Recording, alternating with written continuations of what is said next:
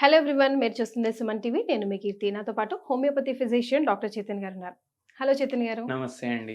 చైతన్ గారు, మళ్ళీ చైనాలో కరోనా లాంటి కొత్త వైరస్ అని ఒక న్యూస్ హల్చల్ చేస్తుంది. అసలు ఈ న్యూస్ లో నిజం ఎంత ఉంది? ఇప్పుడు పాండమిక్ వచ్చింది, కోవిడ్. అంతకుముందు కూడా పాండమిక్ వచ్చింది ఒకటి, Hmm. సార్స్ వైరస్ అనేసి. ఉమ్, అది కూడా చైనాలోనే ఒరిజినేట్ అయింది. ఇప్పుడు మెయిన్ ప్రాబ్లం ఏమవుతుందంటే, చైనాలో కొత్త కొత్త వైరస్లు వస్తూనే ఉంటాయి. ఓకే. మనకు ప్రోడక్ట్లు కాకుండా ఇప్పుడు అన్ని మేడ్ ఇన్ చైనా ఉంటాయి కదా, కరెక్ట్. అట్లా మేడ్ ఇన్ చైనా వైరస్లు కూడా వైరస్ వస్తాయి. అయితే నిజమా అంటే, ఇప్పుడు మీరు నిజమా అని అడిగినారు కదా, ఉమ్, ఒక దాంట్లో చూసుకుంటే ఈ వైరస్ పాత వైరస్. ఓ, ఓకే.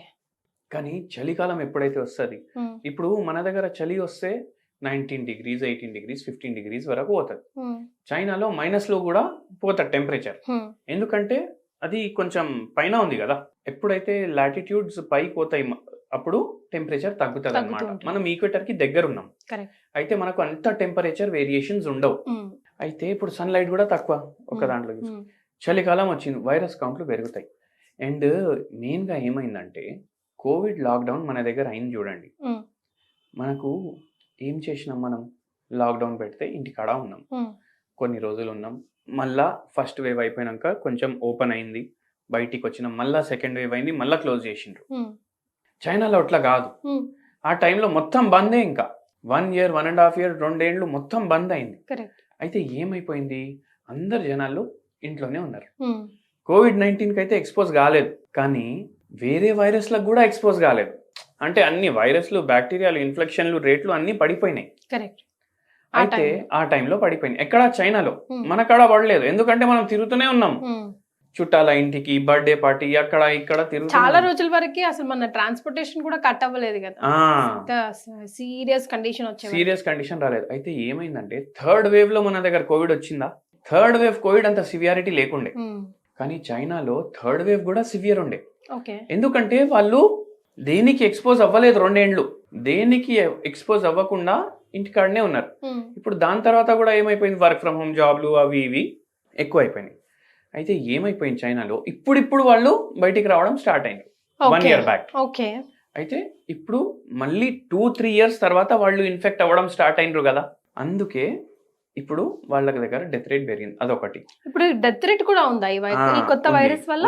ఉంది. ఎందుకంటే ఇప్పుడు ఈ వైరస్ ఎవరిని ఎఫెక్ట్ చేస్తుంది, చిన్న పిల్లల్ని ఎఫెక్ట్ చేస్తుంది, మళ్ళీ దాని తర్వాత పెద్దోళ్ళకి, మళ్ళీ కోమార్బిడిటీస్ ఉన్న వాళ్ళకి. అంటే ఎట్లా కోవిడ్ ఉండే కదా, అది ఎవరికి ఎఫెక్ట్ చేస్తుండే, ముసలోళ్ళకి, మళ్ళీ కోమార్బిడిటీస్ ఉన్న వాళ్ళకి, అంటే షుగర్ వ్యాధి, బీపీ వ్యాధి, థైరాయిడ్ వ్యాధి, ఇట్లా ఏమైనా ప్రాబ్లమ్స్ ఉన్న వాళ్ళు, ఓకే. వాళ్ళకి ఎక్కువ ఎఫెక్ట్ చూపిస్తుంది. అండ్ ఇది ఏం చేస్తుందంటే నిమోనియా కాజ్ చేస్తుంది, ఓకే. లంగ్స్ ని సో ఇది ఎఫెక్ట్ కూడా చేస్తుంది, లంగ్స్ కి ఎఫెక్ట్ చేస్తుంది. అండ్ ఇంకోటి ఏంటంటే, ఇప్పుడు కోవిడ్-19 తగ్గిపోయింది అని కాదు, ఇప్పుడు లాక్డౌన్ లేదు ఏం లేదు అంటే దాని అర్థం ఏంది, కోవిడ్ వెళ్ళిపోయిందా? వెళ్ళిపోలేదు, కోవిడ్ ఉంది, కానీ అది జలుబు లాగా మారిపోయింది. ఓకే. ఎందుకు అంత ఇబ్బంది కలిగించట్లేదు ఇప్పుడు. అంత ఇబ్బంది కలిగించట్లేదు? ఎందుకు? ఇప్పుడు వైరస్ ఉంటది కదా, ఇప్పుడు ఏ హోస్ట్ బాడీలో అయితే పోతుంది కదా వైరస్, ఆ హోస్ట్ చనిపోతే ఉన్న వైరస్ కూడా చనిపోతుంది కదా. అయితే వైరస్ ఏం చేస్తుంది అంటే, హోస్ట్ తోటి అడ్జస్ట్ అవుతుంది, ఓకే. హోస్ట్ ని ఎక్కువ ప్రమాదం చేయకుండా ఉంటది కొన్ని రోజులు, ఫీవర్ లాగా ఫర్ ఎగ్జాంపుల్ మళ్ళా వెళ్ళిపోతుంది. సో కోవిడ్ కూడా వీక్ స్ట్రెయిన్ అయిపోయింది. ఇప్పుడు ఇన్ని జలుబులు దగ్గులు వచ్చినాయి కదా సీజనల్ గా, దాంట్లో ఎన్ని కోవిడ్-19 కేసెస్ ఉన్నాయి మనకు తెలియదు, టెస్ట్ చేసుకోం కదా, ఎందుకంటే అది వీక్ అయిపోయింది ఇప్పుడు వైరస్. వీళ్ళు 3-4 ఏళ్ళు ఇంట్లోనే ఉండడం వల్ల వీళ్ళలో ఇమ్యూనిటీ వైరస్లకు, బ్యాక్టీరియాలకు తగ్గిపోయింది, ఎందుకంటే ఎక్స్పోజ్ అవ్వలేదు కదా వీళ్ళు. ఓకే. సో మనకి ఇక్కడ బిల్డ్ అయినట్టు హార్డ్ ఇమ్యూనిటీ అక్కడ బిల్డ్ అవ్వలేదు, హర్డ్ ఇమ్యూనిటీ బిల్డ్ అవ్వడానికి టైం పడుతుందని అప్పుడు కూడా న్యూస్ పేపర్లలో చాలా ఆర్టికల్స్ వచ్చినాయి. ఓకే. సో అది ఇప్పుడు సంగతి. Okay. So self hard immunity build చేసుకోలేదు కాబట్టి మళ్ళీ ఇప్పుడు ఈ వైరస్ కూడా వాళ్ళకి అన్ని వస్తున్నాయి. ఒకటేసారి కోవిడ్-19 వస్తుంది, ఒకటేసారి హెచ్ఎంపీవీ వస్తుంది వాళ్ళకు, అట్లా అయి జర కాంప్లికేషన్లు అవుతున్నాయి. మన పరిస్థితి ఏంటండి, ఇండియా వరకే వస్తుందా, వస్తే ఎంత వరకు ఎఫెక్ట్ అవుతుంది, మళ్ళీ దానికి ఏమైనా వ్యాక్సినేషన్ తీసుకోవాలా? ఇప్పుడైతే చూడండి, స్పెసిఫిక్ మోడ్ ఆఫ్ ట్రీట్మెంట్ లేదు ఇంగ్లీష్ మెడిసిన్స్ లో, కానీ హోమియోపతిలో ఆల్రెడీ ట్రీట్మెంట్ ఉంది. హెచ్ఎంపీవీకి కూడా, ఏ రోగానికి కూడా హోమియోపతిలో ట్రీట్మెంట్ ఉంటుంది. ఇప్పుడు సార్స్ వైరస్ వచ్చినప్పుడు కూడా మేము ట్రీట్మెంట్ ఇచ్చినాము, ప్రివెంటివ్ కూడా ఇచ్చినాము. మళ్ళీ దాని తర్వాత డెంగ్యూ వచ్చినప్పుడు కూడా మేము ప్రివెంటివ్ ఇచ్చినాము, ట్రీట్మెంట్లు ఇచ్చినాము. ఓకే. అయితే ఇప్పుడు కూడా బై ఛాన్స్ వచ్చింది ఇండియాకి అంటే హోమియోపతిలో మాత్రం ట్రీట్మెంట్ ఉంటుంది. ఓకే. వచ్చిన తర్వాతనే కదా ట్రీట్మెంట్. వచ్చే ముందు మనం ప్రివెంటివ్ కూడా ఉంటుందన్నారు. ప్రివెంటివ్ కూడా ఉంటుంది. ప్రివెంటివ్ మెడిసిన్స్ కూడా ఇస్తాం మేము. Being a doctor, being a physician, అసలు రోగం రాకముందు ప్రివెంటివ్ మెజర్స్ తీసుకోవడం, వ్యాక్సిన్స్ తీసుకోవడం ఎంతవరకు కరెక్ట్ అంటారు? ప్రివెంటివ్ మెజర్స్ అయితే తీసుకోవాలి.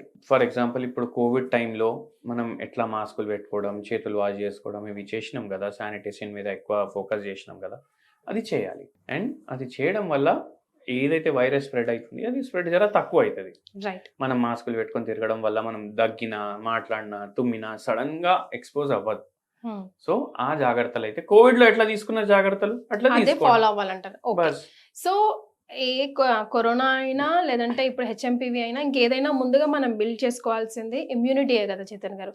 సో మీ హోమ్ రెమెడీ ఏం చెప్తారు ఇమ్యూనిటీ బిల్డ్ చేసుకోవడానికి? ఇమ్యూనిటీ బిల్డ్ చేసుకోవడానికి చాలా మంచి హోమ్ రెమెడీ చెప్తాను నేను.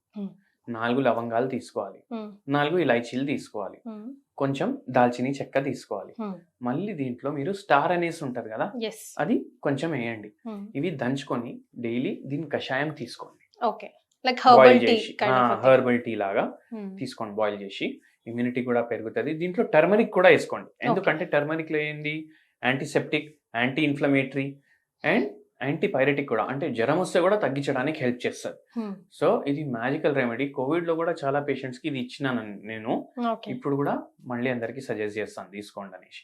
మార్నింగ్ ఒకసారి, నైట్ ఒకసారి 1 cup daily. Right. Thank you so much అండి. థ్యాంక్ యూ అండి.